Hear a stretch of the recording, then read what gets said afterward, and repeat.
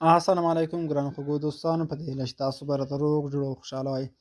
ګرانو ملګرو، زه یم سید الله حسن، یو ځل بیا تاسو لپاره د یوې نوې ویډیو سره راغلی یم.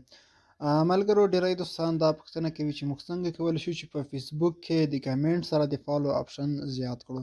نو تاسو به ډېر وخت لیدلی وي چې کله تاسو د یو چا پوسټونه ګورئ، په هغه باندې کمنټونه شي او کمنټ ورځئ، د کمنټ سره بل چا چې کمنټ کوي د هغه نوم سره هم د فالو یو بټن راځي. نو موږ څنګه کولی شو چې په خپل هم دغسې یو د فالو بټن زیات کړو چې نو کله چې بل څوک هم زموږ کمنټونه ګوري، باید زموږ د نوم سره ورته د فالو بټن ښکاره شي. نو تاسو ته ډېره اسانه طریقه درښیم. صرف یو ساده سیټینګ دی، لومړی به تاسو هغه په خپل فیسبوک کې کوئ او هغه وروسته یو مهم شرط دی چې تاسو باید په فیسبوک کې هغه پوره کړئ. نو د دې لپاره دوستانو تاسو به راشئ خپل موبایل کې فیسبوک ته، مخکې له دې چې تاسو ته دغه ویډیو در وښیمه طریقه.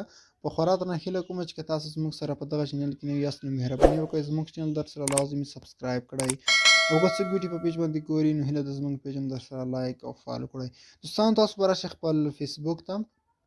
کله چې دوستانو تاسو خپل فیسبوک را خلاص کړ نو لا به شئ پورته دغه درې خطونه چې ښکاري ښی خوا د موبایل پورته کونج کې پر دغه درې خطونه به کلیک وکړئ.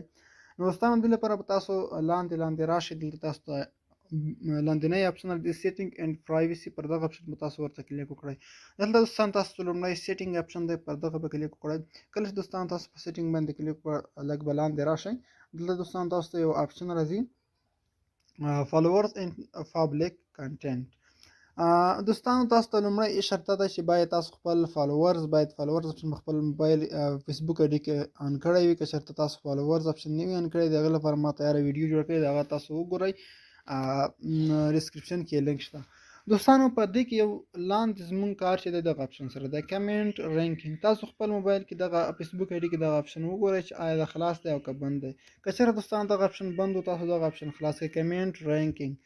نو دوستانو دغه اپشن دنده هم دا ده چې کله تاسو بل چا په پوسټ باندې کمنټ کوئ او ستاسو فالوور زیات وي، نو هلته به تاسو د کمنټ سره هم ستاسو د نوم سره هم د فالو بټن راځي.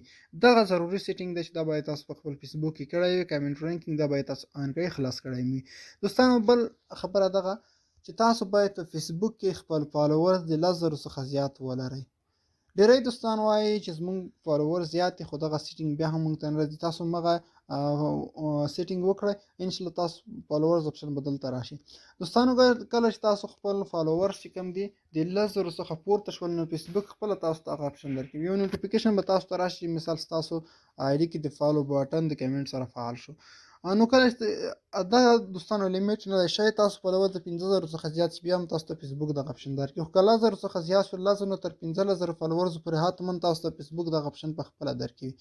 نو دا تاسو باید په یاد ولرئ دوستانو چې دغه فیسبوک تاسو ته خپله درکوي. کله چې تاسو فالوور زیات شي، صرف کمنټ رینک اپشن په فالوور سیټینګ کې ورته خلاص کړئ. نو دا دوستانو زموږ ویډیو په دې هیله چې ویډیو مو خوښ شوي وي. که چېرته تاسو دغه ویډیو خوښ شوي ویډیو لایک کړئ او د خپل نور دوستانو سره هم شریکه کړئ. مننه که وختونه بخیر ولرئ.